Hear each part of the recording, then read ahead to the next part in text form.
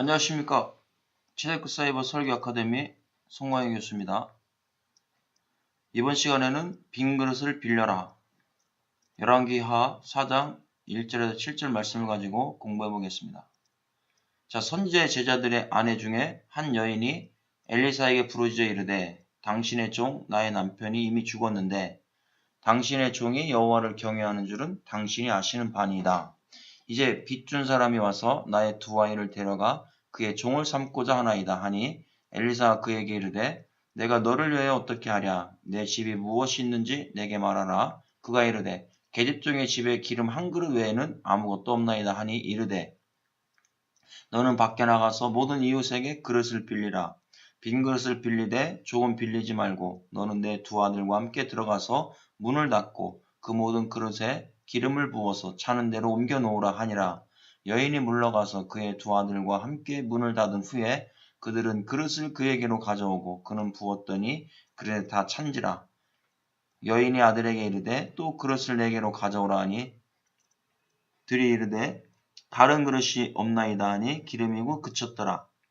자, 그 여인이 하나님의 사람에게 나아가서 말하니 그가 이르되 너는 가서 기름을 팔아 빚을 갚고 남은 것으로 너와 내 두 아들이 생활하라 하였더라. 이렇게 말씀하고 있습니다. 자, 이 오늘 본문 말씀을 통해서 우리가 구독자 관점으로 한번 풀어보겠습니다. 자, 오늘 말씀은 하나님의 복을 받기 위해서는 믿음으로 먼저 채워야 된다는 겁니다. 자, 그렇다면 우리에게 어떻게 적용이 되겠습니까? 의심하지 않고 믿을 때 하나님의 복은 채워진다는 것을 우리가 깨달을 수가 있습니다. 자, 오늘 본문 말씀에 한 여인이 나오게 됩니다. 이 여인은 선지자의 제자 중 한 아내로 일찍 죽었습니다. 남편이 엘리사를 따라다니면서 교육을 받다가 일찍 죽게 되니까 아내는 살아갈 길이 막막했다는 것입니다. 그래서 성경 고대 근동 시대에는 과부들이 살기가 쉽지가 않았다는 것입니다. 그런데 빚을 졌는데 빚을 갚을 능력이 없어서 자기 아들을 빼앗아갈 수밖에 없는 이런 상황이 일어나게 된 것입니다.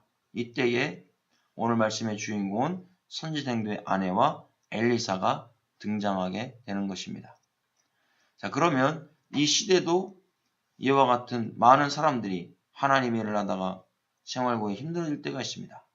자, 그러면 이런 때 우리는 어떻게 해야 됩니까? 하나님의 말씀을 통해서 우리가 믿음을 갖고 정말 하나님의 말씀대로 행할 때 하나님의 놀라우신 기적과 역사들이 나타난다는 것을 말씀하고 있습니다. 그러면 우리가 오늘 이 시간 이런 하나님의 축복을 받고 체험하려면 어떠한 믿음이 있어야 됩니까? 첫 번째, 문제를 인식하고 강청해야 된다는 겁니다.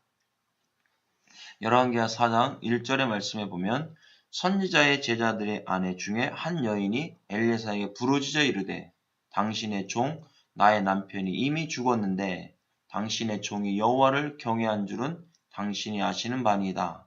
이제 빚준 사람이 와서 나의 두 아이를 데려가 그의 종을 삼고자 하나이다 하니 그랬습니다. 자, 엘리사의 제자 중의 아내는 자신의 문제가 무엇인지를 일단은 알았습니다. 먼저 남편이 죽었다라는 문제가 있습니다. 그 다음에 자기가 살아가기에 너무나 벅차다라는 겁니다. 성경시대의 두 아들을 책임지면서 과부가 살아간다는 것은 보통 어려운 일이 아닙니다.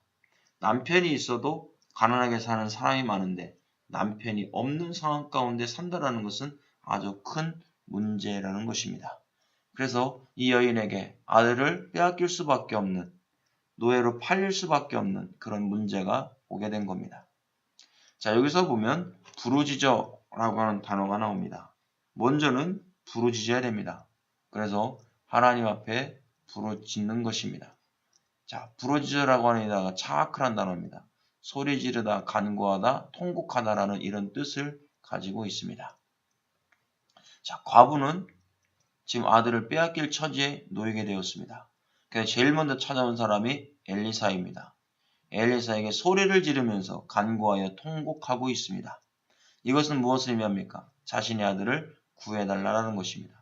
그런데 여기서 보면 Q라는 게 칼령입니다. 칼령. 단순 능동입니다. 자, 그렇다면 누가 부르짖고 있습니까? 선지생도의 아내가 부르짖고 있다는 겁니다. 자, A는 완료입니다. 완료는 자기의 힘을 다하여 모든 죽게 살기로 부르짖고 있다라는 것을 여기에서 이야기해주고 있습니다. 자, 여성을 쓰고 있다는 것은 선지생도의 아내를 이야기해주는 겁니다. 이게 여성 동사입니다. 그 다음에 Z는 인칭으로서 3인칭을 말해주고 있습니다. 그럼 3인칭이 누구겠습니까? 엘리사를 이야기해주고 있는 겁니다.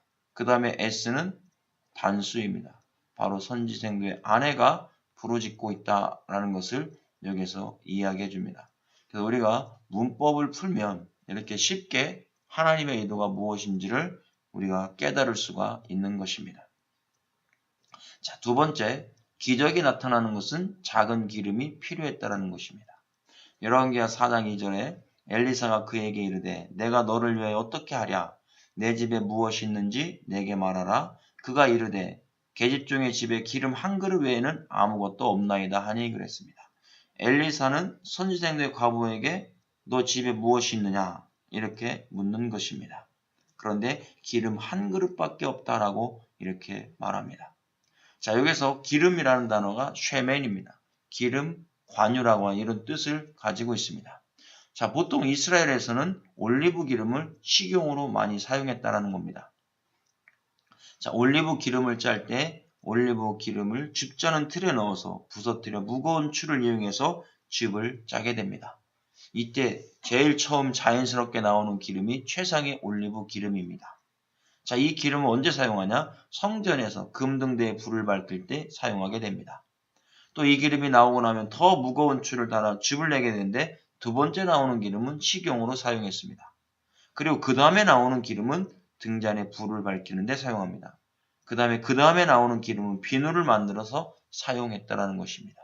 이렇게 올리브 기름은 너무나 귀한 기름입니다. 자, 그런데 우리가 이것이 중요한 것은 무엇을 의미하냐면 구약에서 제사장에게 왕에게 기름 부어 직분을 세울 때 사용하던 기름입니다. 바로 예수 그리스도도 이 그리스도란 단어가 마시아흐, 기름 부음 받은 자라는 이런 뜻이 있습니다. 자, 이 단어가 마샤흐에서 왔습니다. 기름을 붓다, 기름을 바르다라는 이런 뜻에서 유래가 됐습니다. 그러면 예수 그리스도는 기름 부음 받은 자라는 이런 의미입니다. 그럼 기름이 조금 있다라는 것은 우리가 구독자 관점에서 이 집에 예수 그리스도의 믿음이 있다라는 것을 상징적으로 보여주고 있다라는 겁니다. 마태복음 26장 36절에 이에 예수께서 제자들과 함께 겟세마네라는 곳에 이르러 제자들에게 이르시되 내가 저기 가서 기도할 동안에 너희는 여기 앉아 있으라 하시고 그랬습니다.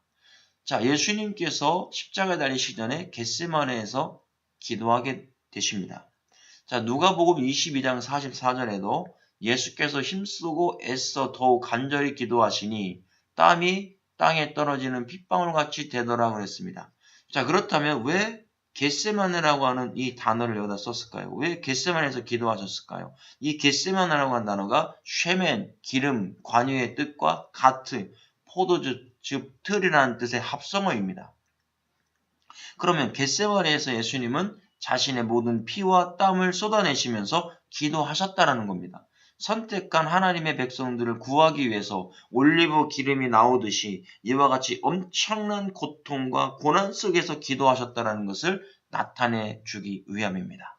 현재 과부의 집에 기름 한 그릇이 있다는 것은 바로 십자가에 달려 돌아가시고 고난당하신 예수 그리스도를 믿고 있는 신앙이 남아있다는 것을 여기서 의미해주고 있습니다. 우리에게 겟세마네에서 고난당하신 그 예수 그리스도의 그 기름 부으심의 믿음이 있습니까? 우리에게 이 믿음이 있어야 함을 말씀해주고 있습니다.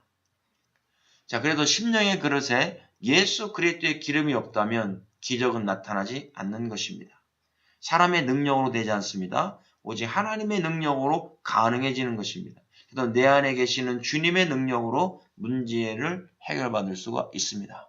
디모데후서 2장 20절과 22절 말씀에 그 집에는 금그릇과 은그릇뿐 아니라 나무그릇과 질그릇도 있어 귀하게 쓰는 것도 있고 천하게 쓰는 것도 있나니 그러므로 누구든지 이런 것에서 자기를 깨끗하게 하면 귀히 쓰는 그릇이 되어 거룩하고 주인의 쓰심에 합당하며 모든 선한 일에 준비함이 되리라 그랬습니다. 자, 큰 집에는 금그릇도 있고 은그릇도 있습니다. 나무 그릇도 질 그릇도 있다고 했습니다. 자, 중요한 것은 귀하게 쓰는 것도 있고 천하게 쓰는 것도 있습니다. 근데 누구든지 외형적인 모습의 그릇이 중요한 것이 아니라 자기를 깨끗하게 하면 귀히 쓰는 그릇이 된다는 것입니다. 그래서 주인이 쓰시면 합당한 그릇이 되는 것입니다. 그렇다면 내 안에 무엇이 있어야 됩니까? 예수 그리스도의 십자가의 복음이 담겨져 있을 때 그것이 귀한 그릇이 되는 겁니다. 자, 세 번째, 기름을 담을 그릇을 준비하라고 했습니다. 열왕기하 4장 3절에서 4절 말씀에 이르되 너는 밖에 나가서 모든 이웃에게 그릇을 빌리라. 빈 그릇을 빌리되 조금 빌리지 말고 너는 내 두 아들과 함께 들어가서 문을 닫고 그 모든 그릇에 기름을 부어서 차는 대로 옮겨 놓으라 하니라 그랬습니다. 자, 엘리사는 과부에게 말하고 있습니다. 모든 이웃에게 가서 그릇을 빌리는데 빈 그릇을 빌려오는데 많이 빌려오라는 것입니다. 많이 빌릴 수 있는 만큼 믿음대로 많이 빌려오라고 말씀하고 있습니다. 자, 그릇이 있으면 기름을 채워주신다는 겁니다. 자, 그렇다면 이 말씀의 의미가 무엇입니까? 내가 가지고 있는 예수 그리스도의 십자가의 복음을 온 세상에 나눠줄 때 역사가 일어난다는 것을 의미합니다. 자, 육신적으로는 기름이 떨어지지 않게 그릇마다 채워지고 있습니다. 자, 그릇은 하나님께서 쓰시는 사람을 의미해주고 있다는 겁니다. 그러면 이 사람들에게 복음의 말씀을 전파할 때에 하나님의 기적은 나타나게 됩니다. 과부가 받았던 기적은 놀라운 하나님의 축복의 기적이었다는 것을 말씀해주고 있습니다. 열왕기하 4장 5절에서 6절 말씀에 여인이 물러가서 그의 두 아들과 함께 문을 닫은 후에 그들은 그릇을 그에게로 가져오고 그는 부었더니 그릇에 다 찬지라. 여인이 아들에게 이르되 또 그릇을 내게로 가져오라 하니 아들이 이르되 다른 그릇이 없나이다 하니 기름이 곧 그쳤더라. 이렇게 말씀합니다. 자, 여인이 문을 닫고 그릇을 엘리사에게 가져왔습니다. 자, 엘리사는 그릇에 기름을 부을 때마다 그릇에 기름이 가득 채워지고 있습니다. 자, 기름이 멈춘 것은 그릇이 없어졌을 때 기름이 그쳤다라는 겁니다. 자, 과부가 믿은 대로 그릇을 빌려왔습니다. 이것은 많은 사람들에게 자신이 가지고 있는 십자가 예수 그리스도의 복음을 전파했다는 것을 의미해주고 있습니다. 그래서 사마리아 여인이 예수님을 만나고 너무나 기뻐서 동네에 들어가 메시아를 만났다라고 복음을 전했던 것과 같은 것입니다.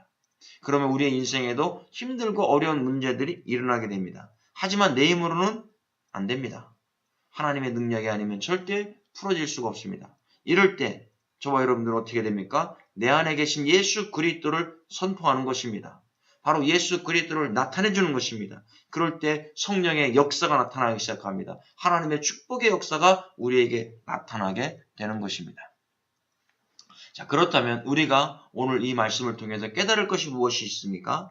지금 선지생도의 안에는 힘들고 어려운 문제가 왔습니다. 그때 엘리사를 만났습니다. 바로 엘리사는 누구를 예표하고 있습니까? 예수 그리스도를 예표해주고 있습니다. 그러면 엘리사를 만나서 정말 문제가 해결됐습니다. 그릇을 빌려오라고 했더니 빌려온 대로 했더니 됐습니다. 그렇다면 우리는 어떻게 됩니까? 바로 예수 그리스도를 만나야 되는 것입니다. 오늘 이 시간 저와 여러분 예수 그리스도를 만나서 복음을 선포하시는 저와 여러분 될 수 있기를 예수님의 이름으로 축복합니다. 수고하셨습니다.